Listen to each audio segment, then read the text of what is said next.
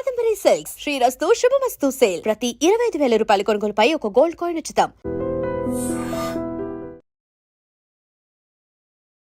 నమస్కారం, welcome to I dream. ధర్మ మార్గం విత్ విజిత కార్యక్రమానికి స్వాగతం.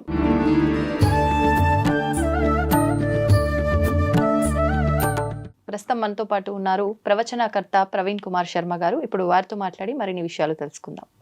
నమస్కారం అండి. నమస్తే అమ్మా, ఎలా ఉన్నారు? బాగున్నాను, మీరు ఎలా ఉన్నారు? అద్భుతంగా ఉన్నాను. నేను చూసినంత వరకు నా చిన్నతనం నుంచి జరిగిన వివాహాలకి ఇప్పుడు జరుగుతున్న వివాహాలకి, వివాహం అయితే జరుగుతుంది, దాంట్లో అయితే ఏ సందేహం లేదు, కానీ ప్రతి విధానంలో కూడా ఖచ్చితంగా మార్పు అనేది చూస్తూ ఉన్నాం. అంటే ఎవరికి నచ్చినట్టుగా వారు, ఎవరికి అనుగుణంగా వారు కొన్ని తంతులు అనేవి మార్చేస్తున్నారేమో అనిపిస్తుంది. మీరు అబ్జర్వ్ చేసినంత వరకు ఈ విధానం అలానే అనిపించిందా? అసలు నిజంగా శాస్త్రోక్తంగా ఒక వివాహ వ్యవస్థ ఏ రకంగా ఉండాలి, ఉండాల్సినట్టుగా ఇప్పుడు ఉంటుందా లేదా, దాని గురించి వివరణ ఇవ్వండి. మీరు చూసినప్పుడు ఎలా ఉండేది? నేను చూసినప్పుడు అంటే ఇంటి ముందరే వివాహాలు, కొబ్బరి మట్టలు ఉంటాయి కదా, వాటితోటే పందిర్లు అల్లి, దాంతోటే ఏదైనా డెకరేషన్ ఉన్నా ఆ పందిర్లతో అల్లిన దానికే చేసి ఇంటి ముందరే వివాహం ఉండేది. ఎంత పెద్దవాళ్ళదైనా సరే, చిన్న వాళ్ళదైనా సరే. లేదు అంటే ఆలయాల్లో ఉండేది. అంతేగాని ఇప్పుడు చూసుకుంటే ప్రతిదీ అంటే ఎంగేజ్ పెళ్లి చూపుల దగ్గర నుంచి ప్రతిదీ రిసెప్షన్ అని చెప్పి ప్రతిదీ ఫంక్షన్ హాల్స్లో. అంటే ఇదంతా ఆ ఫంక్షన్ హాల్లో అన్ని రకాల కార్యక్రమాలు జరుగుతూ ఉంటాయి.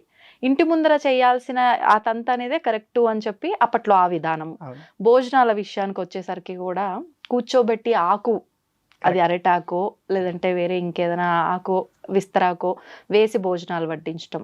మండపం పైకెళ్ళి వధూవరులను ఆశీర్వదిస్తున్నారు అంటే చెప్పులు ఖచ్చితంగా కింద వదిలి పైకెక్కి వాళ్ళని ఆశీర్వదించేవారు. ఇప్పుడు ఆ విధానము కనిపించట్లేదు. ప్రతిదీ కూడా మనకంతా మార్పు అనేది నాకు అనిపించింది. మీరు ఏం చెప్తారు దాన్ని? డివైడ్ చేయాలి తల్లి. ఏ రకంగా? రామాయణ కాలంలో వివాహ వ్యవస్థ ఎలా ఉండేది, కృష్ణుడి కాలంలో వివాహ వ్యవస్థ ఎలా ఉంది? రాముడికి కృష్ణుడికి కొన్ని కోట్ల సంవత్సరాల వ్యవధి ఉంది. కృష్ణుడికి మనకి 5,000 సంవత్సరాల తేడా ఉంది. ఈ మూడు మనం తీసుకుంటే శ్రీరాముడు విశ్వామిత్రుడితో పాటు వెళ్తున్నప్పుడు అక్కడ శివధను భంగాన్ని జరగటం, తర్వాత ఈ జనక మహారాజు, తర్వాత దశరథ మహారాజుకి పంపించటం, వాళ్ళందరూ రావటం, ఈ వివాహం అంతా జనక మహారాజు గారి ఇంట్లోనే జరిగింది. ఓకే, అదంతా రాజ్యంలో, వారి రాజ్యంలోనే జరిగింది. వారి రాజ్యంలోనూ కూడా అది రాజ్యం బయటికి వెళ్ళకుండా అక్కడే ఇంట్లోనే జరిగింది. అప్పటి పద్ధతి కృష్ణుడి వరకు జరిగినటువంటి పద్ధతిలో ఎటువంటి మార్పు జరగలేదు. ఓకే, వివాహం ఎవరికైనా సరే 4 రోజులు జరగాలమ్మా. 4 రోజుల వివాహం శాస్త్రం అనేది 4 రోజులు జరగాలని చెప్తుంది. ఓకే, ఏంటండి అంటే ఒక్కొక్క రోజు ఒక్కొక్క క్రతువు ఏం జరుగుతుంది? ఒక రోజు అంకురారోపణ అని, ఒక రోజు నాంది వాహనం అని, ఒకరోజు శేషహోమం అని, 4 రోజులు ఒక్కొక్క రకమైన పద్ధతులు ఉంటాయి. అంటే 4 వర్గాల వారు ఉన్నారు, ఒక్కొక్క వర్గానికి ఒక్కో రకంగా అని ఏమైనా విడతీయబడింది? బ్రాహ్మణులకైతే ఖచ్చితంగా 4 రోజులు జరుగుతాయి. వైశ్యులకు, అలాగే శ్రీరాముడికి కూడా 4 రోజులే జరిగింది. క్షత్రియులకు, వైశ్యులకు అలాగే జరుగుతాయి. శూద్రులకు కూడా అలాంటి పద్ధతే 4 రోజులు జరిగేటువంటి వివాహ వ్యవస్థే ఉంది. కానీ ఇప్పుడు ఏంటంటే మనం మళ్ళీ 4 రోజులు జరుగుతుంది కదా, బడ్జెట్ ఏమో అనుకుంటారు. అసలు సింగిల్ పెన్ని కూడా కాదు. ఇప్పుడు పోలుస్తున్న ఈ భోజనాలకు పెట్టే దాంతో 4 రోజుల వివాహం జరిగిపోతుంది. మరి ఇప్పుడు మీరు చెప్పినట్టు ఈ 4 వర్గాల వారు 4 రోజుల విధానమే ఉంది, కానీ ఆ విధానం నిజంగా సాంప్రదాయ ప్రకారంగా, శాస్త్ర ప్రకారంగా జరుగుతున్నాయా? ఇప్పుడు చేసుకుంటున్నారు 4 రోజులు, 5 రోజులు, ఒక్కొక్క రోజు ఒక్కొక్క విధానంగా సినిమా వచ్చిన తర్వాత. కానీ అది వాళ్ళకి నచ్చిన విధానంలో మాత్రమే, వాళ్ళకి కన్వీనియంట్ గా మాత్రమే. ఒక రోజు బారాత్ అని, ఒక రోజు రంగులు చల్లుకోవడం అని, ఒక రోజు డాన్స్ వేయటం అని, హల్దీ, డిన్నర్, మీకే నాకు తెలియదు, మీకే తెలుసు కాబట్టి. అవును, అలా అందుకు అలాంటివి జరుగుతున్నాయి కాబట్టి అదే కేసులో అదే స్పీడ్లో విడాకులు కూడా జరుగుతున్నాయి. సమాజం కూడా అంతే స్పీడ్లో పడిపోతుంది. నేను చెప్పిన కాలంలో, రామాయణ కాలంలో కానీ, శ్రీకృష్ణుడి కాలంలో కానీ విడాకులు అనే వ్యవస్థే లేదు. సమాజం ఇటు దారిపోయింది అనేటువంటి మాటే లేదు. అవును. ప్లస్ ఆ టైంలో ఒక క్రమశిక్షణ ఉండేది తల్లి. పెంచేటువంటి పిల్లవాడిని ఎలా పెంచాలి, వివాహం చేసుకున్న తర్వాత భార్యని ఎలా చూడాలి, ఈ క్లారిటీ వచ్చేది. కానీ ఇప్పుడు ఎలా వస్తుంది? చెప్పగలిగిన వారు ఉన్నారా? తల్లిదండ్రులు చెప్తున్నారా? ఈ పరిస్థితులన్నీ పరిశీలన చేస్తే సమాజంలో చాలా దోషాలు ఉన్నాయి. ఆ దోషాలన్నిటికీ కారణం తల్లిదండ్రులే కారణం అంటారు కదా. మొన్న ఒక ఇక్కడ మహేశ్వరం దగ్గర ఒక ఊరికి వెళ్ళానమ్మా. అక్కడ నేను ప్రవచనం చెప్తుంటే ఆ తల్లి జుట్టు విరబోసుకొని ఉంది. అమ్మ మీరు జుట్టు ముడి వేసుకోండి, మీరు ముడి వేసుకునే ఉండండి అని చెప్తే, నేను ఎందుకు వేసుకోవాలని, నేను వేసుకోనని చెప్పి ఆవిడ అలాగే ఉంది. చెప్పినా కూడా అలాగే. ఆవిడకు ఒక కూతురు ఉంది, ఆవిడ కూడా విరబోసుకునే ఉంది. ఇప్పుడు తల్లే విననప్పుడు నేను కూతురికి చెప్తే వింటుందా? బహుశా అమ్మాయి చిన్నపిల్ల కాబట్టి చెప్తే వినొచ్చేమో, చిన్నతనం కాబట్టి. కానీ కొద్ది కాలానికి తల్లిని చూసిన తర్వాత ఈ అమ్మాయికి ఒక వస్తుంది కదా, మా అమ్మే వేసుకోవట్లేదు, నేను వేసుకోవటం ఏముంది అనేటువంటి ఒకటి వస్తుంది కదా. అందువల్ల తల్లిదండ్రుల్లో మార్పులు రావాలి. ఇప్పుడు జరుగుతున్నది వివాహాలు కాదు, వాహాలు మాత్రమే. ఏంటండి వాహాలు? వివాహము అంటే విశేషమైన ప్రక్రియ అని అర్థం. విశేషంగా వరుడి చేతిలో ఒక వధువుని అందిస్తున్నాము అని అర్థం. అంటే దీన్ని ఒక భాషలో చెప్పాలంటే గురువు చేతికి శిష్యుణ్ణి ఇస్తున్నట్టు అని అర్థం. ఇప్పుడు ఏం జరుగుతున్నాయి? ఇప్పుడు ఇక్కడ గురువు ఎవరు, శిష్యులు ఎవరుగా భావించాలి వివాహ వ్యవస్థలో? సాధారణంగా స్త్రీ మంత్ర దీక్షలు వంటివి చేయాలంటే భర్తే ఇవ్వాలి, మిగతా గురువులు కాదు. భర్తకు ఒకవేళ మంత్ర దీక్షలు ఇచ్చే అధికారం లేదంటే ఆ గురువు ఎవరైతే ఉన్నారో అది ముందు భర్తకిచ్చి భర్త దాన్ని జపం చేసి తర్వాత భార్యకి ఇవ్వాలి. ఇది ఒక పద్ధతి. లేదు అంటే భర్త అనుమతి ద్వారానే వేరే గురువు భార్యకి ఇవ్వాలి తప్ప డైరెక్ట్ గా ఒక ఆయన వచ్చి వారి భార్యకు మంత్రం ఇచ్చేటువంటి అధికారం ఎక్కడా లేదమ్మా. సో ఇప్పుడు భర్త గురువు అవుతాడు, భార్య శిష్యురాలు అవుతుంది. అందుకే వయసు పరిమితి కూడా ఇందుకే పెట్టారు. ఇక్కడ వయసు పరిమితి అర్థమైందమ్మా? ఎంత పరిమితి ఉంది శాస్త్ర ప్రకారంగా? 5 ఏళ్ళు ఉందమ్మా. 5 సంవత్సరాలు ఉంది. కానీ అప్పుడు జరిగేటువంటివన్నీ బాల్య వివాహాలు కాబట్టి ఆ పద్ధతి చాలా జరిగిపోయేది. నిజానికి బాల్య వివాహం చాలా మంచి వివాహం అనే అభిప్రాయం. మంచి వివాహం. రామకృష్ణ పరమహంసకి వివాహం అయినప్పుడు ఆవిడికి 8 ఏళ్ళు, 8 ఏళ్ళ లోపే. కానీ ఆవిడ సంసారానికి వీళ్ళింటికి వచ్చింది తప్ప 16 ఏళ్ల తర్వాత వీళ్ళింటికి వచ్చింది. అంతవరకు రాలేదు. వివాహం చిన్న వయసులో అయినా అంతవరకు వీళ్ళింట్లోనే ఉంటారు. ఓకే. ఇప్పటికి కూడా కొందరి గృహాల్లో జరుగుతున్నాయి. వివాహం చిన్న వయసులోనే జరుగుతుంది. కానీ ఆ అమ్మాయి చదువు పూర్తయిన తర్వాత, ఆ అమ్మాయి పెద్ద వయసుకు వచ్చి 18 ఏళ్ళు దాటిపోయిన తర్వాతే ఆ అమ్మాయి వాళ్ళ ఇంటికి వెళ్తుంది, భర్త ఇంటికి. కానీ ఇప్పుడు చట్టరీత్యా నేరము, శిక్షలు దానికి ఇవన్నీ ఉన్నప్పుడు ఇలాంటివి ఆచరించకపోవడమే కరెక్ట్ కదండి. ఇదే చట్టము ఈ కుటుంబం విచ్ఛిన్నం అవుతున్నప్పుడు సమాధానం చెప్తున్నదా? ఇదే చట్టము కుటుంబ వ్యవస్థ ఎన్ని దారులు తప్పుతున్నాయి, ఎంతో మంది ఎంతో విచ్చలవిడిగా ప్రవర్తిస్తున్నారు, ఇదే చట్టం సమాధానం చెబుతుందా? చెప్పదు కదా. ఇదే చట్టం ఈ జరుగుతున్నటువంటి పరిణామాలన్నిటికీ మేము దీనికి సమాధానం చెప్పగలము, మేము దీనికి బాధ్యులము అని చెప్పి వాళ్ళు బాధ్యత తీసుకోగలరా? తీసుకోలేరు కదా. తీసుకోవాలంటే ఇదే పరిస్థితి. అందులోనూ ఇంకొక విషయం ఏంటంటే, సైన్స్ పరంగా చిన్న వయసులో వివాహం జరిగిన వారికి, చిన్న వయసులో సంతానం కలిగిన వారికి, అంటే లెస్ దెన్ 25, 26 ఆ వయసు లోపల సంతానం కలిగిన వారికి వాళ్ళకి ఆరోగ్యపరమైన సమస్యలు ఉండవని చెప్పి సైన్సే చెప్తుంది. అంటే పుట్టబోయే పిల్లలకి ఇటు వీళ్ళకి కూడా, తల్లికి కూడా. అందుకే 45 ఏళ్ళు వచ్చినా సరే ఆరోగ్యంగా ఉన్న వాళ్ళు ఉంటున్నారు కదా. ఇప్పుడు వివాహం 30 ఏళ్లకు చేసుకుని 35 ఏళ్లకు సంతానం కలిగితే ఆ అమ్మాయి మరొక 10 ఏళ్లలో ఆ అమ్మాయి స్ట్రెంత్ మొత్తం కోల్పోతుంది. అంటే ఆ అమ్మాయి 70 ఏళ్లకు ముసలావిడ అవ్వాల్సిన ఆవిడ 35-40 ఏళ్ళకే ఆవిడ ముసలావిడ అయిపోతుంది. అంటే స్ట్రెంత్ పడిపోతుంది. ఆ స్ట్రెంత్ పడిపోవడానికి ఆరోగ్య రకమైన కారణాలు ఎన్నో ఉన్నాయి. కానీ ఇలా చూడాలి. ఇప్పుడు వివాహ వ్యవస్థలో 4 రోజుల వివాహం ఇప్పుడు కుదరదు అని పెట్టుకుంటున్నాం. ఈ భోజనాల విషయానికి వస్తే, లేదా మండపాల విషయానికి వస్తే, పూర్వం మండపాల్లో జరిగేవో ఇప్పుడు జరుగుతున్నాయి. ఇంటి దగ్గర చేసుకొని మండపాల్లో రిసెప్షన్ పెట్టుకోవచ్చు అనే అభిప్రాయం నాది. ఇంటి దగ్గర వివాహం చేసుకుని కొంతమందినే బంధువుల్ని పిలుచుకొని ఇంటి ముందే పందిరి వేసి, మీరు చెప్పినట్టుగా తాటాకులతోనూ అరిటాకులతోనూ పందిరి వేసి, దాని ప్రకారంగా కొంతమంది దగ్గరి బంధువులతో ఇక్కడ ఇంటి దగ్గర వివాహం చేసి రిసెప్షన్ లాంటివి మండపాల్లో పెట్టుకోవచ్చు. ఎందుకంటే అక్కడి మండపాల్లో వివాహం చేసుకోవటం అనేది శాస్త్ర పద్ధతి కాదు. హాల్స్ లో అంటున్నారా? అదే మండపాల్లో వివాహం చేసుకోవటం అనేది శాస్త్ర పద్ధతి కాదు, ఆ పెద్ద పెద్ద ఫంక్షన్ హాల్స్ లో. ఓకే. ఇప్పుడు అంటే వివాహం చేసిన ప్రదేశాన్ని బట్టి కూడా వాళ్ళ జీవితం డిసైడ్ చేయబడుతుంది అంటారా? అంటే ఇంటి ముందర వివాహం జరిగితే ఒక రకంగా, ఆలయాల్లో జరిగితే ఒక రకంగా, ఫంక్షన్ హాల్స్ లో జరిగితే ఒక రకంగా, ఇది కూడా భాగస్వామ్యం అవుతుంది అంటారా వాటిల్లో? ఉండొచ్చు, ఉంటుంది అని కూడా చెప్తాను. జపానికి ఒక రూల్ ఉంది తెలుసామా? ఇంట్లో జపం చేస్తే 100కు 100 ఫలితం. గోశాల్లో జపం చేస్తే 100కు 200 ఫలితం. ఆలయాల్లో జపం చేస్తే 100కు 5 ఫలితం. సిద్ధక్షేత్రాల్లో కామాఖ్య, కాశీ లాంటి క్షేత్రాల్లో జపిస్తే దానికి అనంతమైన ఫలితం. దీన్ని ఇలా కన్వర్ట్ చేయండి. ఓకే, మనం ఇంటి దగ్గర చేస్తే అంతే ఫలితం, ఆలయాల్లోనూ లేదా గోశాల్లోనూ వివాహం చేసినప్పుడు అంతకు మరింతమైన ఫలితం. గోశాలలో కూడా వివాహం చేసుకుంటున్నారు ఈ మధ్య. అంటే గోవుల్లో లక్ష్మి ఉంటుంది కదా, గోవుల్లో సకల దేవతలు ఉంటారు కదా, గో ఆశీర్వాదం పొందొచ్చు కదా అని చెప్పి చేసుకుంటున్నారు. అంటే ఆ గోశాల పెద్ద విస్తీర్ణంలో ఉన్నప్పుడే అవకాశం ఉంటుంది. అది కొంతమంది చేసుకుంటున్నారు. కాకినాడలో ఒక చోట చూశాను అది. అలా వారణాసి లాంటి క్షేత్రాల్లో వివాహం జరుగుతున్నప్పుడు అనంతమైన ఫలితాలు వస్తాయి. అయోధ్య లాంటి క్షేత్రాలు ఇప్పుడు వివాహాలు చేస్తున్నారు. ఇప్పుడు కాశీ మహాశ్మశానం అంటారు కదా, అక్కడ వివాహం చేసుకోవచ్చు అంటారు. మరి అక్కడ పుట్టిన వాళ్ళు అంటే పుట్టిన వాళ్ళకి ప్రాంతీయ ఆచారం ఒకటి ఉంటుంది, తప్పు లేదేమో. అంటే విడిగా ఉండే వాళ్ళు అక్కడికి వెళ్ళి వివాహం చేసుకోవచ్చా? చేసుకోవచ్చు. తప్పేమీ లేదు. ఓకే. కాశీ క్షేత్రం అనేది సమస్తమైన విషయాలకు మూలమైనది.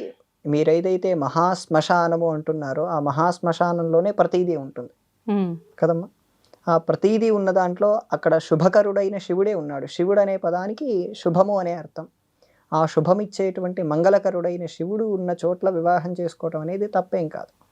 మహాశ్మశానం అంటే ఏంటి? మనస్సు లయమయ్యే చోటు పేరే మహాశ్మశానం అని అర్థం. అంతే తప్ప అది అక్కడ ప్రేతాలు భూతాలు ఏమి ఉండవు తల్లి. ఉండవా? ఉంటాయా? ఉంటాయి అంటారు కదా. ఏం లేవమ్మా, భూతాలు ప్రేతాలు ఏమి ఉండవు. సాధకులు ఉంటారు అక్కడ. సాధకులు అలాంటి సాధనలు చేస్తూ వాళ్ళు కొంత దశమహావిద్యలని, వామాచారం అని ఇటువంటి సాధనలు చేస్తూ దాంట్లో సిద్ధి పొందటం కోసం కాశీ క్షేత్రాన్ని ఎంచుకుంటారు తప్ప ఇక్కడ భూతాలు ప్రేతాలు వంటివి ఉన్నప్పటికీ వాటన్నిటికీ అధిపతి అయిన శుభకరుడైన శివుడు ఉన్నాడు. శుభం ఇచ్చేవాడు. కానీ ఇక్కడ ప్రేతాలు, అక్కడ ప్రేతాల హ్యాండిల్లో ఉండదు, కాశీ శివుడి హ్యాండిల్లో ఉంటుంది అదంతా కాశీ. అందుకోసం వివాహం అలాంటి క్షేత్రాల్లో చేసినప్పుడు అదొక రకమైన ఫలితంగా ఉంటుంది. ఇంకా భోజనం ఒకటి మాట్లాడారు. భోజనం ఒకప్పుడు అరిటాకుల్లో పెట్టేవారు, ఇప్పుడు అరిటాకుల్లో పెడుతున్నారు. ఇప్పుడు మామూలు ప్లేట్లలోనూ పెడుతున్నారు. కానీ బఫే సిస్టమ్ ఒకటి వచ్చింది. బఫే సిస్టమ్ అనేది ఒక రకంగా ఎక్కువ మంది జనాలు ఉన్నప్పుడు ఉపయోగపడచ్చేమో, కానీ తక్కువ మంది ఉన్నప్పుడు బఫే సిస్టమ్ కుదరదమ్మా, పెట్టకూడదు. బఫే సిస్టమ్ అనేది ఆ పేరే బఫేలో. బఫేలో అంటే ఏంటి? బర్రె, గేదె. ఆ బఫే అనే సిస్టమ్ అలా ఏర్పాటు చేసింది. అది ఏర్పాటు చేసింది కూడా ఫ్రాన్స్ అనే దేశం. ఒక రకంగా పశువులు ఆహారం తీసుకున్నట్లుగా తీసుకుంటున్నారు అని అనొచ్చా? అంతేనమ్మా. ఒకసారి మనం భోజనం కూర్చున్నప్పుడు మనం లేవకూడదు. ఇక్కడ పెళ్లిల్లో దాదాపు నిలబడే భోజనాలు, చెప్పులు వేసుకునే భోజనాలు ఉంటాయి. సో ఇన్ని ఉన్నప్పుడు అక్కడ వీళ్ళు అదే చెప్పులు వేసుకొని ఎక్కడెక్కడో తిరిగి అదే మండపం పైకి వెళ్ళి, మహా అయితే కొంతమంది విడుస్తున్నారు, ఇప్పుడు తక్కువ మంది, చాలా తక్కువ, విడిచి అప్పుడే కాళ్ళు కడుక్కోకుండా అవకాశం కూడా ఉండదు అనుకోండి, అప్పుడే వెళ్ళి ఆశీర్వదిస్తున్నారు. ఆశీర్వాదంలో ఫలితం ఏముంటుంది? ఉంటుందమ్మా? ఉండదు. అంటే అప్పటికే ఎన్నో తొక్కేసి వచ్చారు ఆయన. అప్పుడు ఆశీర్వాద ఫలితం ఏముంటుంది? అందువల్ల వివాహం వరకు మాత్రం కొంతమందితో ఇంటి దగ్గర చేసుకోవటం. ఇప్పుడు మొన్న సమంత వివాహం చేసుకుంది, చాలా తక్కువ మందితోనే చేసుకుంది, అది కూడా ఓ చోట చేసుకుంది.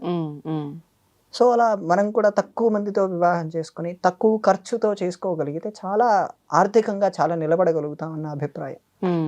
మండపాలకు పెట్టేటువంటి దానిలో మనం సగం ఖర్చు పెట్టినా వివాహం అయిపోతుంది. వాస్తవం అది మాత్రం. అంటే ఇది కూడా అనుకోవచ్చు, మీరు ఇందాక భోజనాల విషయంలో చెప్పినట్టు పబ్లిక్ మంది ఎక్కువ అవటం వల్ల ఇంటి ముందర ఇవన్నీ మేనేజ్ చేయలేరు.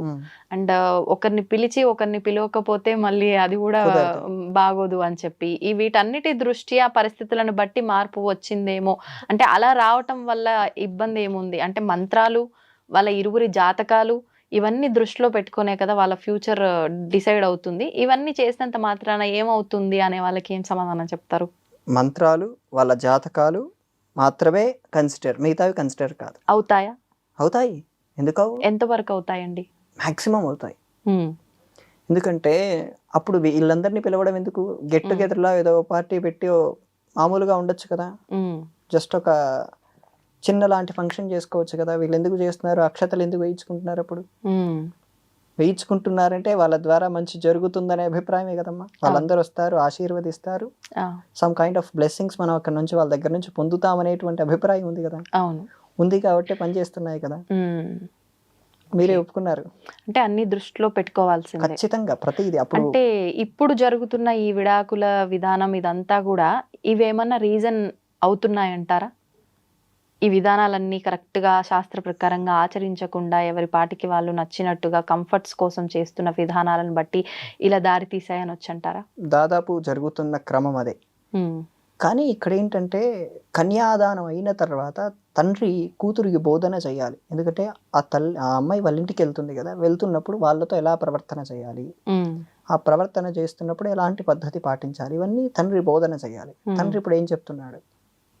వాళ్ళిద్దరు ఆస్తుల గురించే మాట్లాడుకుంటారు, లేదా ఆ ఎమోషనల్‌లో కన్నీళ్లు పెట్టుకుంటారే తప్ప వాళ్ళిద్దరూ ఉండాల్సినటువంటి పద్ధతులు చెప్పట్లేదు. హ్మ్. హ్మ్.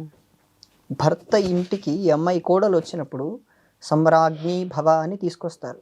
ఆ అమ్మాయి వాళ్ళ ఇంటికి ఈ మామగారి ఇంటికి వచ్చినప్పుడు ఆ అమ్మాయి సామ్రాజ్ఞురాణిలుగా ఒక రాణిగారి ఇంటికి వస్తే ఎలా ఉంటుందో అలాగా చూసుకోవాలి.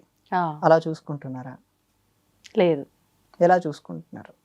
కొన్ని కొన్ని కుటుంబాల్లో చూసుకుంటున్నారు చూసుకుంటున్నారు. మీరన్నట్టు రాణిలాగా. కొన్ని కొన్ని కుటుంబాల్లో అయితే ఏదో పేరుకి పెళ్లి అండ్ ఇంట్లో ఒక పని మనిషిలా ఇలాంటి విధానాలు కూడా చూస్తున్నాం. అంటే అవును. వండి పెట్టి పిల్లలకు తల్లిగా ఉండి కుటుంబాన్ని నిలబెట్టడం కోసమే వచ్చింది అనే ఒక డ్యూటీ, ఏదో తన డ్యూటీ చేయడానికి వచ్చిందనే విధానంలో చూసేవాళ్ళు ఉన్నారు. మీరన్నట్టు రాణిలా చూసేవాళ్ళు ఉన్నారు. అంటే వాళ్ళ కుటుంబ వ్యవస్థను బట్టి, వాళ్ళ మెంటాలిటీస్‌ని బట్టి వెళ్తున్నాయేమో. వీళ్ళందరికీ సైకాలజీ ట్రీట్మెంట్ అవసరమేమో అనిపిస్తుంటుంది అలాంటి ఉన్న వాళ్ళందరికీ. హ్మ్. ఎందుకంటే వాళ్ళు పని మనిషి కంటే హీనంగా చూస్తున్న కుటుంబాలని కూడా నేను చూశానమ్మా. అవును. ఆవిడ ఓ రోబోట్‌లా తయారు చేసి నిరంతరం పని చేయించుకుంటూ ఉన్నవాళ్ళు కూడా ఉన్నారు. ఉన్నారు. వీళ్ళందరికీ ఓ సైకాలజీ ట్రీట్మెంట్ అవసరం. హ్మ్. వీళ్ళందరినీ శాస్త్రం అయితే అసలు ఎట్టి పరిస్థితుల్లో ఒప్పుకోదు. హ్మ్. ఇలా ఉండాలి. వాళ్ళందరినీ మనం వేధించినా తప్పులేదు. వాళ్ళని జైల్లో వేసినా కూడా తప్పులేదని నేను అంటాను. హ్మ్. అలా స్త్రీని అలా బాధపెట్టి చేసేవాళ్ళని. కొత్తగా వచ్చింది ఆ అమ్మాయి. ఆ! అంతకుముందు మీకు వాళ్ళకు పరిచయం లేదు. కానీ అలా ఇబ్బంది పెట్టడం అనేది ఎట్టి పరిస్థితుల్లోనూ తప్పే. నిజం. వాస్తవం. అంటే కొన్ని సంవత్సరాల పాటు ఒక కుటుంబము, ఒక విధానము, ఒక ప్రాంతము అన్నిటికి అలవాటు పడిన తను కొత్తగా ఒక దగ్గర అడుగుపెట్టింది అనంటే, ఆ కంఫర్ట్స్ తనకి ఉండవు. ఉండేలా కల్పించాలి. అంతే. కల్పించి చిన్నగా వాళ్ళ కుటుంబంలో ఒక మనిషిలా అలవాటు చేసినప్పుడే తను అలవాటు పడగలుగుతుంది. అన్ని రకాలుగా బావుంటుంది. ఇది కొన్ని నెలల ప్రాసెస్. అవును. వెంటనే వెంటనే జరగదు. జరగదు. అంటే కొంతమందికి అవుతుందేమో వెంటనే. కొంతమందికి అవ్వకపోవచ్చు. అయ్యేదాకా చెప్పుకోవడం, నచ్చజెప్పుకోవడం ఈ విధానం అంతా ఉంటే బావుంటుంది. మీరన్నట్లు ఒకప్పటి కాలంలో ఇప్పుడు మనం ఇందాక మాట్లాడుకున్నట్టు ఉమ్మడి కుటుంబాలు ఉండటము.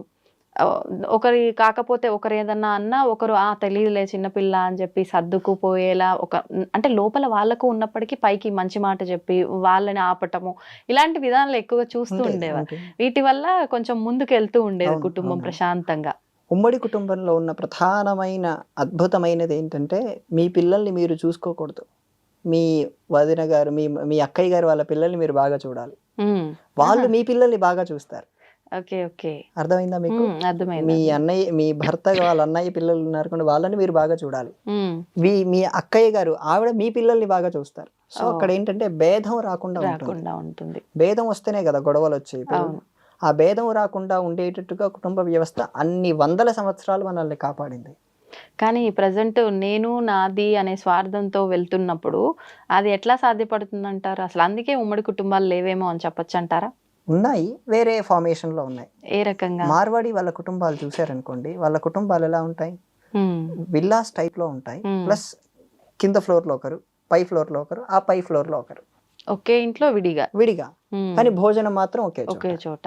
అర్థమైందమ్మా? అర్థమైంది. అలాగే సినిమా వాళ్ళలో కూడా ఉమ్మడి కుటుంబాలు ఉన్నాయేమో అనిపిస్తుంటుంది. కొన్ని సందర్భాల్లో, కొంతమందిలో. ఎందుకంటే వాళ్ళు కింద ఫ్లోర్‌లో ఒకరు, పై ఫ్లోర్‌లో ఒకరు, ఆ పై ఫ్లోర్‌లో ఒకరు. భోజనానికి ఓ చోట కలుస్తారు. ఆ 10 నిమిషాలు మాట్లాడతారు, మళ్ళీ ఎళ్ళిపోతారు. మొత్తానికి విడిగా ఉండి ఇద్దరు, ముగ్గురు ఉండేదానికన్నా ఇది బెటరేమో. ఇదొక అంటే ఫార్మేషన్ మారింది. హ్మ్. హ్మ్. అదమ్మా. ఓకే. అంటే పరిస్థితులను బట్టి ప్రతి ఒక్క దాంట్లో మార్పొస్తుంది. మార్చుకుంటున్నాము అనుకోవచ్చంటారా? ఇది యుగ ధర్మమే ఈ రకంగా ఉంది అనొచ్చంటారా? యుగ ప్రభావం అయితే ఖచ్చితంగా ఉంది.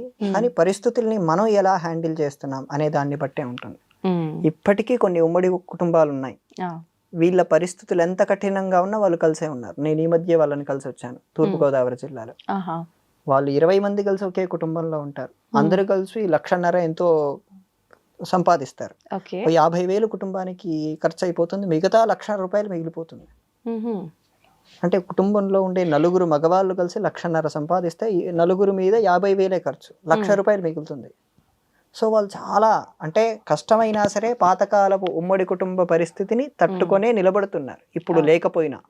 అంతే. అంటే పిల్లల పెంపకానికి కానియండి, నిజంగా ఆర్థికపరమైన ఇబ్బందులు లేకుండా ఉండాలన్నా, అండ్ ఇప్పుడు చూస్తున్న రకరకాల ఇబ్బందుల వల్ల తొందరగా మనోధైర్యం కోల్పోయి అంటే చేయకూడని పనులు చేసుకొని అలాంటి ఇబ్బందుల కన్నా కలిసి ఉండడం బెటర్. చాలా ఎందుకంటే స్త్రీకున్న పరిస్థితుల రీత్యా ఆరోగ్యపరంగా ఆ 4-5 రోజులు ఇబ్బంది ఉన్నప్పుడు మరొకరు హెల్ప్ చేస్తారు. ఇక్కడ భర్త వండి పెట్టేవాడు కాదు, అవును, వండి పెట్టలేడు. వంటే రానివాడు ఏం వండుతాడు? ఒకవేళ వంట వచ్చినా ఆయన పనిలో ఆయనకు చాలా ఉన్నాయి. ఈ టైంలో ఆ స్త్రీ ఆ కడుపు నొప్పితో బాధపడుతూ వంట వండటం అనేది చాలా అభ్యంతరకరమైనది. అసలు వండలేరు. ఇంకా ఏదో పిల్లల కోసం తప్పక చేయాలి తప్ప మరో మార్గం లేదు. కానీ అందరూ కలుస్తున్నప్పుడు ఈవిడొక్కరు పక్కగా ఉండి ఆవిడ పని ఆవిడ చేసుకుంటూ ఆవిడ ప్రశాంతంగా చిల్ అవుతూ మన భాషలో, మిగతా వాళ్ళరు ఈ పిల్లల్ని చూసుకుంటూ వాళ్ళని బడికి పంపిస్తూ వాళ్ళకి కావాల్సినటువంటి ఆహారాలన్నీ ఏర్పాటు చేస్తే ఎలా ఉంటుందమ్మా? బాగుందా లేదా? బాగుంటుంది. 3 BHK తీసుకున్నారనుకోండి, ఇప్పటి భాషలో ఒక బ్రహ్మాండమైన ఒక ఉమ్మడి కుటుంబం బతుకుతుంది. అవునా కాదా? అలా కుటుంబ వ్యవస్థ దారి తప్పకుండా ఉండగలిగితేనే భారతదేశం నిలబడుతుందని నా అభిప్రాయం. భారతదేశానికి మిగతా దేశాలకు పోలికేంటి? భారతదేశం అంటేనే కుటుంబం. వసుధైవ కుటుంబకం అనే ఒక మాట ఉంది కదమ్మా. మనం అందరం ఈ విశ్వాన్ని ఒక కుటుంబంగా భావిస్తాం. కరెక్ట్. నేను ఒక వియత్నాం అనే దేశంలో సాయంత్రం 7 ఆ ప్రాంతానికి ఒక చోట నడుస్తూ వెళ్తున్నాను. ఒక ఊర్లో ధనాంగ్, ఊరి పేరే ధనాంగ్. ఆ ఊర్లో వెళ్తుంటే కుటుంబం అంతా కలిసి కిందే కూర్చొని చేతులతోనే భోజనం చేస్తున్నారు. ఆ ఊర్లో ఇక్కడ నుంచి వాళ్ళకు మతం అంటే తెలియదు, దేవుడు అంటే తెలియదు. దేవుడు అంటే బుద్ధుడు అని తెలుసు. బుద్ధుడు అని తెలిసిన వాళ్ళు ఏం పూజించారు. Most of the people are నమ్మకం లేనివారు. వాళ్ళకు దేవుడు గాని భక్తి గాని ఏం లేనివారు ఎక్కువ శాతం మంది. వాళ్ళు అందరూ కలిసి ఇంట్లోనే కూర్చొని కిందే కూర్చొని చేతులతో భోజనం చేస్తున్నారు. విదేశాలకు వెళ్ళినప్పుడు చేతులతో భోజనం చేయడం అనే పద్ధతి మనం చూడం, కానీ వాళ్ళు చేతులతో భోజనం తింటున్నారు. నాకు ఆశ్చర్యం వేసింది. నేను వెళ్ళి అడిగాను, నేను ఎవరో తెలియదు, ఒక టూరిస్ట్ అని చెప్పి. నేను గూగుల్ ట్రాన్స్లేట్ లో ఉంటుంది వియత్నమీస్ భాషలో, నేను తెలుగు భాషలో పెట్టుకొని నేను రాసిందంతా అక్కడ చెప్తున్నాను. వాళ్ళు చదువుతున్నారు. రండి అని చెప్పి తీసుకెళ్లారు. అమ్మ ఎందుకు ఇలా కూర్చున్నారు, ఎందుకు చేతులతో తింటున్నారు, ఎవరు నేర్పించారు, నాకు ఇదంతా కొంచెం ఆశ్చర్యంగా ఉంది నేను అని చెప్పి అడిగితే, మాకు పూర్వీకులు నేర్పించారు, వాళ్ళు నేర్పించిన దాన్ని మేము వదిలిపెట్టలేదు, అది అలాగే కంటిన్యూ చేస్తున్నాం, నచ్చింది మాకు అన్నారు. ఫస్ట్ నచ్చింది, కంటిన్యూ చేస్తున్నాం. వాళ్ళు లెక్క పెట్టుకునేది కూడా ఇలాగా 1 2 3 4 5 6 పాత పద్ధతి. అది చాలా నచ్చాయి. అక్కడ చంపా అనే ఒక దేశం, చంపా అనే ఒక కింగ్డమ్ ఉండేది, హిందూ కింగ్డమ్. వాళ్ళు పరిపాలన చేశారు, వాళ్ళు కూడా ఇప్పుడు ఉన్నారు. తర్వాత అక్కడ వేరే కమ్యూనిస్టు లాంటివి వచ్చాయి. అక్కడ ఒక ఆవిడ చెప్పింది, వాళ్ళ దగ్గర లక్ష్మీదేవి విగ్రహాలు ఉన్నాయి. ఒక కొట్టులో లక్ష్మీదేవిని కమలశ్రీ అని పిలుస్తున్నారు వాళ్ళు. కమలశ్రీ మన పేరే కదమ్మా. అంతే కదా. శివుడి విగ్రహాన్ని చెక్క బొమ్మతో, బుద్ధుడి బొమ్మలు ఎలా అయితే రోడ్ల పైన అమ్ముతుంటారో అలా అమ్ముతున్నారు. నాకు ఆశ్చర్యం వేసి అడిగితే, మా పూర్వీకులు నేర్పించారు, నేను వదిలిపెట్టలేదు అంటే చెక్క పని చేసే ఆయన. ఈ విగ్రహం కొట్టావిడ ఏం చెప్పిందంటే, మా వాళ్ళు ఈవిడిని దేవతగా భావిస్తారు, ధనానికి అధిపతిగా భావిస్తారు, ఈవిడిని పూజ చేస్తే డబ్బులు వస్తాయి, మాకు వ్యాపారం బాగా నిలబడుతుందని చెప్పారు, నేను చేస్తున్నాను. అంటే ఆ క్లారిటీ చాలా ఉంది వాళ్ళకి. అక్కడ కూడా కుల వ్యవస్థ ఉంది. ఒక ఊర్లో చాలా లోతట్టు గ్రామానికి వెళ్ళాను, ఈ ధనాంగ నుంచి ఒక 60-70 కిలోమీటర్లు దాటి. అక్కడ ఒక ఊర్లో కుండలు చేసే వాళ్ళందరూ ఒక వీధిలో ఉన్నారు, చెక్క బొమ్మలు చేసే వాళ్ళందరూ ఒక వీధిలో ఉన్నారు, పాతకాలంలో ఉన్నట్టుగా. అంటే ఎంత చక్కని వ్యవస్థ ఉంది అక్కడ. ఆ వ్యవస్థ వాళ్ళు పోగొట్టుకోలేదు ఆ ఊర్లో. ఇంకా మిగతా కళాకారులందరూ వాళ్ళ వీధిలో ఉంటారు, వాళ్ళందరూ సహాయం చేసుకుంటుంటారు, వాళ్ళ పిల్లల్ని వాళ్ళకే ఇస్తారు, అందులోనే నిలబడుకుంటూ వాళ్ళల్లో వాళ్ళే ఆహారం మార్చుకుంటూ ఉంటారు. సో బాగుంది కదమ్మా కుటుంబ వ్యవస్థ. అక్కడ కూడా ఫార్మేషన్ మారింది. ఇలా భారతదేశాన్ని గౌరవించాలంటే కుటుంబాన్ని చూసే గౌరవిస్తారు. ఈరోజు విడాకుల్ని చూసి భారతదేశం గౌరవించారు. విడాకులు అనేటువంటి వ్యవస్థ 1960లో వచ్చిందమ్మా, ముందు నుంచి లేదు. 1960 కంటే ముందు విడాకులు తీసుకున్న వారు 47 నుంచి 60 మధ్యలో 6 మందే. అంటే ఆ 13 ఏళ్లలో 6 మంది మాత్రమే విడాకులు తీసుకున్నారు. ఈ మధ్యలో అంటే ఇప్పుడు ఇబ్బందులేమో చాలా అనిపిస్తున్నాయి. ఇబ్బందులకు అనుగుణంగా తట్టుకొని ఉండలేము అనే ఒక బాధతో విడిపోతున్నారు. అప్పట్లో అసలు ఇబ్బందే లేదంటారా? అంటే మొగుడు పెళ్ళాల మధ్య కానియండి, కుటుంబంలో విరోధాలు కానియండి, అసలు ఉండేదే కాదా? ఎవరిండ్లలో ఉన్నా కూడా సర్దుకుపోయేవారా? ఉన్నాయి, ఎందుకు లేవు? రాముడికి సీతమ్మ వారికి కూడా ఉన్నాయి. వాళ్ళు సర్దుకుపోలేదా? అన్ని వేల సంవత్సరాలు జీవనం చేశారంటే మనం ఎందుకు ప్రతి సంవత్సరం శ్రీరాముని కళ్యాణం చేస్తాం? వాళ్ళనే ఆది దంపతులుగా ఆదర్శ దంపతులుగా ఎందుకు చెప్తున్నాం? అవును. అంటే సర్దుబాటుతనం అనేది స్త్రీలో తగ్గిపోయింది పోలేదంటున్నాను, తగ్గిపోయింది అంటున్నాను. మళ్ళీ ఎందుకు స్త్రీలనే అంటారు? పురుషుల్ని కూడా అంటాను ఈ మధ్య అంటున్నాను. మొదట్లో స్త్రీయే, ఎందుకంటే విడాకులకి కారణం మొదటి కేసు భారతదేశంలో మగవాడే వేశాడు. మగవారే వేశారు.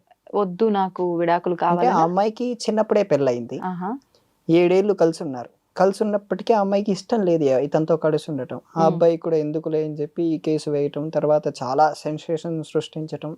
అప్పుడు వాళ్ళిద్దరు విడిపోవటం జరిగింది. ఫస్ట్ విడాకులు అప్పుడే జరిగాయి. అంతకు ముందు విడాకులు లేవంటే లేవు. విడాకులు అనేటువంటి వ్యవస్థ 1947 కంటే ముందు లేదు.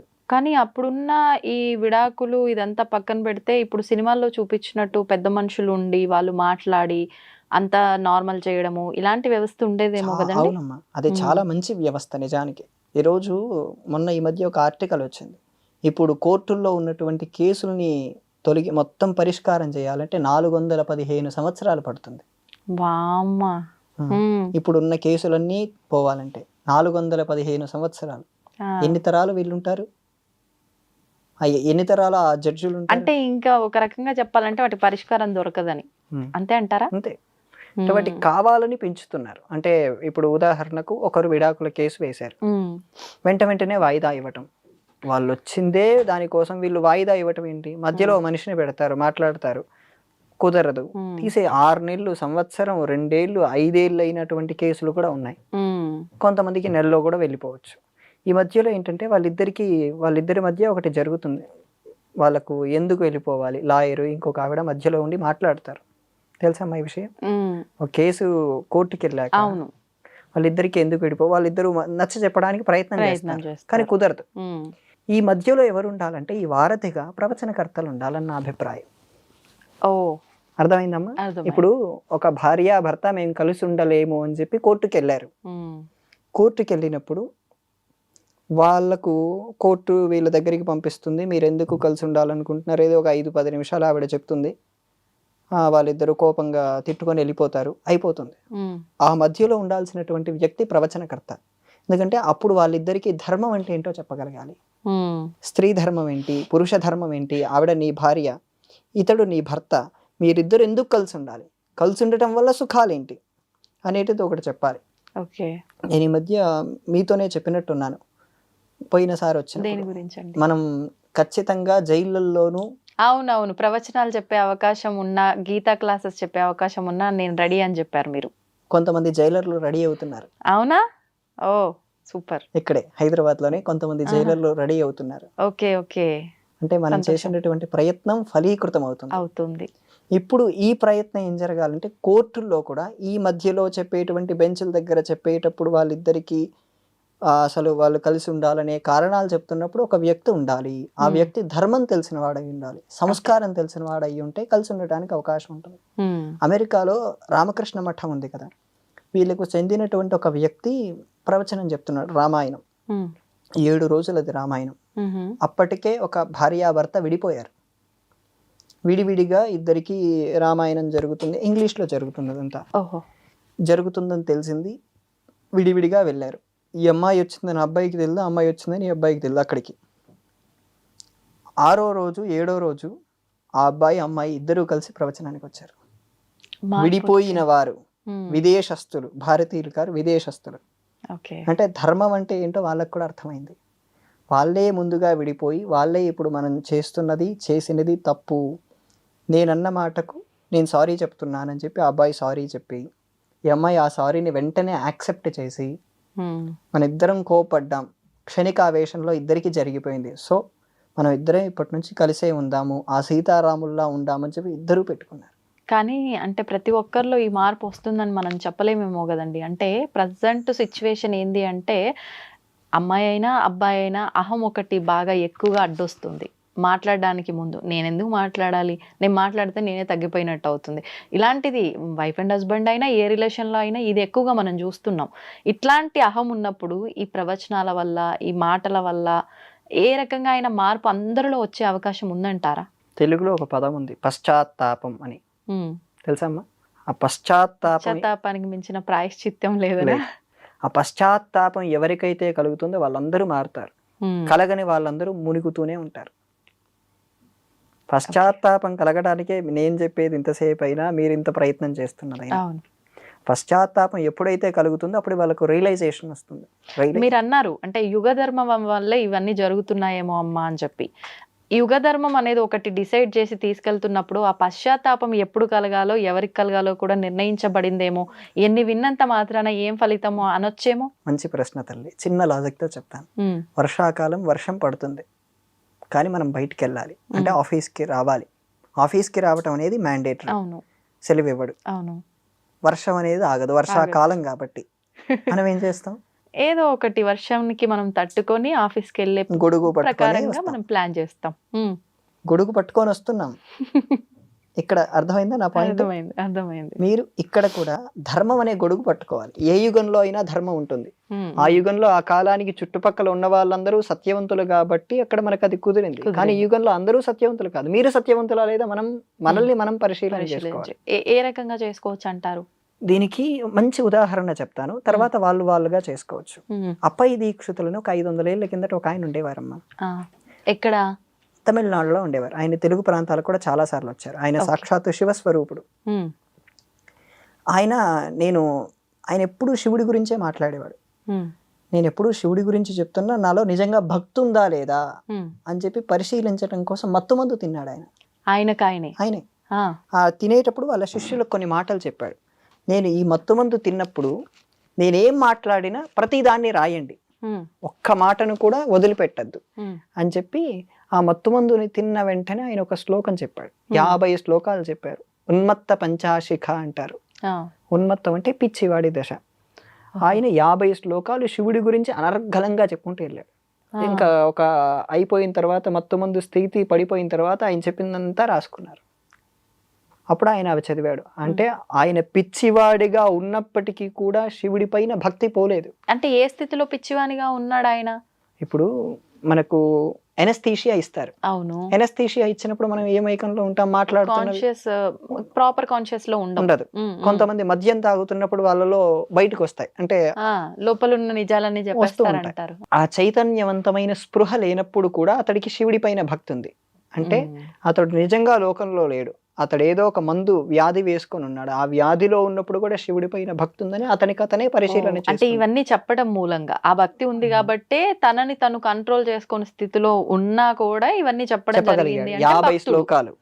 ఓకే.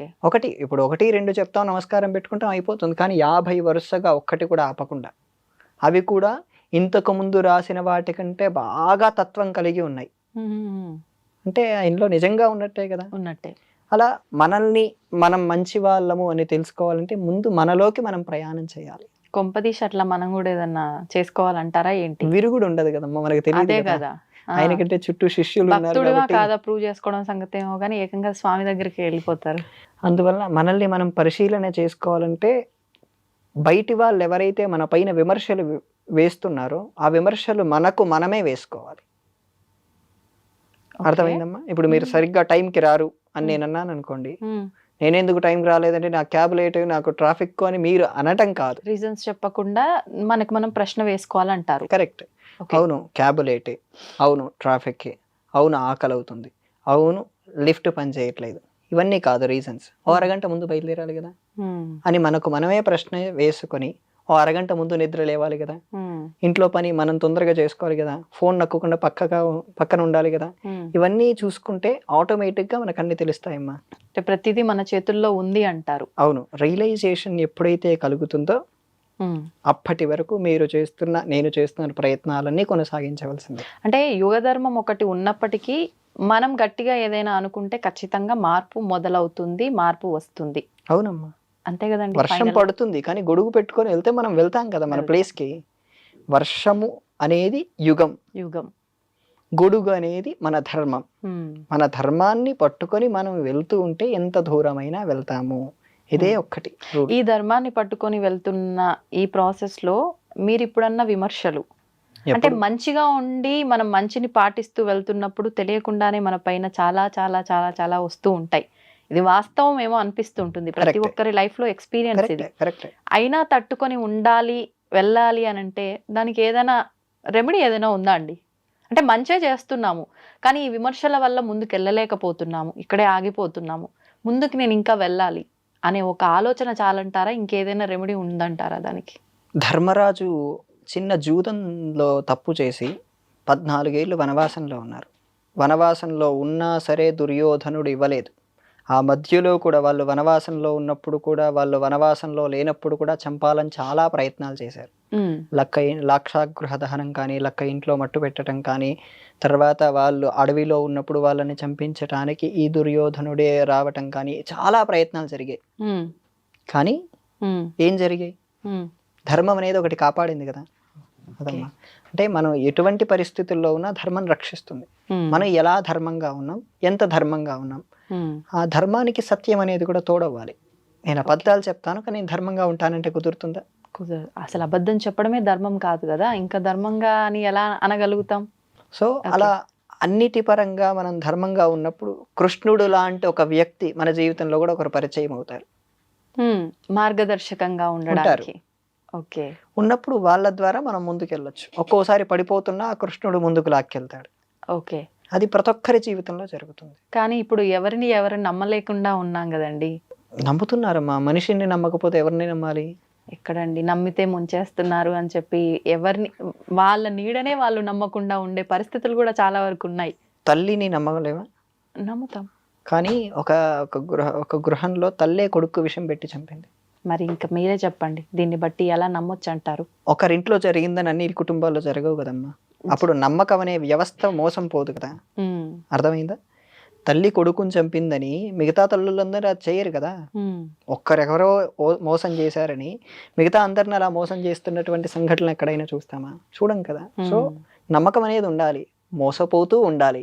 మోసపోయినప్పుడే అనుభవాలు వస్తాయి, అనుభవాలు వచ్చినప్పుడే జీవితం ఏంటో అర్థమవుతుంది. అంటే మోసపోతున్న ప్రతిసారి మళ్ళీ మోసపోవడానికి సిద్ధంగా ఉండకుండా అర్థమవుతుంది, వెళ్ళడానికి ఆ మెలకువలు నేర్చుకుంటాం అంటారు. ప్లస్ ఏంటంటే ఆ వ్యక్తి మనం నిజంగా నమ్మదగిన వాడా లేదా అని ఒక క్లారిటీ వస్తుంది. కరెక్ట్. అవును, ఒక అంచనా వేయగలుగుతారు. ఆ క్లారిటీ వచ్చినప్పుడు అతన్ని మనం నమ్ముతున్నామా లేదా అతడితో కొంతకాలమే ప్రయాణం చేస్తున్నామా, దీర్ఘకాల ప్రయాణం చేస్తున్నామా అనేది ఒక క్లారిటీ వచ్చినప్పుడు ప్రయాణం. ఇది భార్యాభర్తల విషయంలో కూడా వర్తిస్తుందా? నిజంగా వర్తిస్తుంది. ఎలా అంటారు? ఒక స్త్రీకి వివాహం అయింది, కొద్ది రోజుల ముందే వాళ్ళకు పరిచయం, ఇద్దరి మధ్యలో ట్రస్ట్ ఇష్యూస్ ఉన్నాయి. ఆ ట్రస్ట్ ఇష్యూస్ని పోగొట్టుకోవడం కోసం ఒకరికొకరు సహాయం చేసుకోవాలి, ఒకరికొకరు మాట్లాడుకోవాలి. ఆ మాట్లాడుకున్నప్పుడు ఆ అమ్మాయికి ఏవైతే అవసరాలు ఉన్నాయో ఇతడు తీర్చినప్పుడు, ఇతడికి వంట కావాల్సినవి చేసి పెట్టడమో లాంటివి ఏవైనా ఇవి చేసినప్పుడు ఇద్దరి మధ్యలో సన్నిహితం కుదురుతుంది, ఒక కైండ్ ఆఫ్ ఫ్రెండ్షిప్ కుదురుతుంది. ఆ ఫ్రెండ్షిపే లవ్ అవుతుంది. ఆ లవ్ అవడానికి టైం పడుతుంది. ఆ టైం పట్టే మధ్యలో ఇద్దరు అబద్ధాలు ఆడకూడదు, ఇద్దరు ఆ బాండేజ్ అనేది ఇద్దరు మెయింటైన్ చేయాలి. బాండ్ అనేది మెయింటైన్ చేస్తున్నప్పుడు ఇప్పుడు చెప్తున్నటువంటి ఏదైతే ఉందో అది ఖచ్చితంగా యాడ్ అవుతుంది. దేనికైనా కొంచెం సమయం ఎవరికైనా పడుతుంది. అంటే కాలానికైనా సరే, మనిషికైనా సరే, దేనికైనా కొంచెం ప్రతిదానికి హీలింగ్ అవడానికి టైం పడుతుంది అన్నట్లు దేనికైనా కాస్త సమయం పడుతుంది కాబట్టి ఆవేశపడకుండా ఓపికతో ఉండాలి. కాలమే ప్రతిదీ నిర్ణయిస్తుంది. మీకు సమర్థత ఉంది అంటే మీకు ఇప్పుడు కాలం మీకు ఇచ్చినటువంటి సమర్థత, మీ సొంత ప్రయత్నం కాదు. ఓ 50 ఏళ్ల తర్వాత ఇదే కాలం మిమ్మల్ని పడుకోమని చెప్తుంది, ఇంట్లోనే ఉండు, మీ పిల్లలకి పెళ్లి చెయ్యి, వాళ్ళని చూసుకో తప్ప ఇప్పుడు తిరగద్దు అని చెప్తుంది. కాలం ఇచ్చిన సమర్థతే తప్ప మనదేమీ లేదు. అంతే. కాలాన్ని ఎవరు అతిక్రమించి ఉండలేరు. కాలోహి దురతిక్రమ అని ఒక మాట భారతంలో చాలా సార్లు వస్తుంది. ఇదే మాట చాలా సార్లు ఉంటుంది. అలాగే టైంని వేస్ట్ చేయొద్దని చెప్పి భారతంలో చాలా వస్తుంది. టైంని ఎట్టి పరిస్థితుల్లో వేస్ట్ చేయొద్దు. నిజానికి ఈ పద్ధతిని భారతంలో చెప్తున్నది ఏంటంటే, ఇప్పుడు చేస్తున్న పనిని ఇప్పుడు ఏదైతే చేస్తున్నారో వెంటనే పూర్తి చేయి, సాయంత్రం చేయాల్సింది మధ్యాహ్నమే పూర్తి చేయి, సాయంత్రం చేయాల్సిన దాన్ని రేపొద్దున చేయాల్సింది సాయంత్రమే పూర్తి చేయి, దీన్ని నాకు బాగా నేను పరిశీలన చేసినప్పుడు లండన్లో ఇలా జరుగుతుంది, జపాన్లో ఇలా జరుగుతుంది. జపాన్లో చాలా మంది ఉద్యోగులు రేపటికి పెండింగ్ పెట్టుకోరు పని, అంటే ఎప్పటికప్పుడే చేసేసుకుంటారు. రేపు చేద్దాములే అనే మాట మాట్లాడితే వాళ్ళని చాలా కొత్త వాళ్ళుగా చూస్తారు, విచిత్రంగా చూస్తారు అక్కడ సాఫ్ట్వేర్ కంపెనీస్లో. సో మనం మన ధర్మాన్ని మనం బాగా అర్థం చేసుకోలేకపోతున్నాం, వాళ్ళు బాగా అర్థం అంటే చేసుకుంటున్నారు. ఎప్పుడైనా మన బాధ్యత అది మనం చేయాల్సిందే అన్నప్పుడు పోస్ట్ పోన్ చేయడం అర్థం లేదు. అది బాగా అర్థం చేసుకున్నప్పుడు చాలా ముందుకెలుగుతాం. సంతోషం అండి, చాలా చక్కటి వివరణ. ఎక్కడో మొదలుపెట్టి ఎక్కడికో వచ్చేసాం మొత్తానికి మనం. ధన్యవాదాలండి. And for more videos, Please subscribe to iDream. Please subscribe to iDream. Please subscribe iDream. And please subscribe to iDream. For more videos, subscribe to iDream. please like, share and subscribe to the channel. Congratulations, iDream. Subscribe to iDream. Subscribe to iDream. So subscribe to iDream Media. iDream team andarki huge congratulations. Please subscribe iDream Media. Please subscribe to iDream. Subscribe iDream. Please subscribe to iDream. iDream అంటే నా కళల ఛానల్ను subscribe చేసుకున్న నోరు తిరుగుతలేదు, మీరైతే గంట గుర్తు కొట్టండి. For more such videos, please subscribe to iDream. Subscribe to iDream. Please subscribe to iDream. Please subscribe iDream Media. Please do subscribe to iDream. Please subscribe to iDream Media. For best entertainment and information, please subscribe iDream. And don't forget to subscribe to iDream.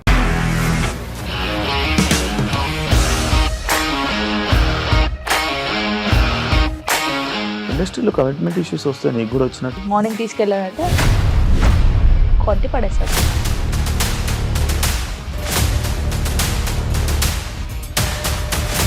ఒక్కళ్ళు కూడా చూడలేదు ఈ cinema అని చెప్పడానికి కూడా చాలా ధైర్యం కావాలి. అది నిజం కదా, దాంట్లో ధైర్యం ఏంటి? ఇది నెక్స్ట్ డే ప్లేట్ మార్చేస్తే తప్పు కదా. As of now, we are comfortable this అని నేను అనుకుంటున్నాను. రష్మిక గారిది మీది ఒకే ఊరంట కదా? నీకు కోపం వచ్చిందంటే బాగా తిట్టేత్తరా? తిట్టేద్దామండి. నిజంగా గేమ్ ని ఎలా చేంజ్ చేయగలిగారు? ఏపీఎస్ఎఫ్సి వాళ్ళకి 6 నెలల్లో నేను 6 లక్షలు కట్టా. బిజినెస్ చేయాలనుకుంటే it is as difficult as riding a tiger.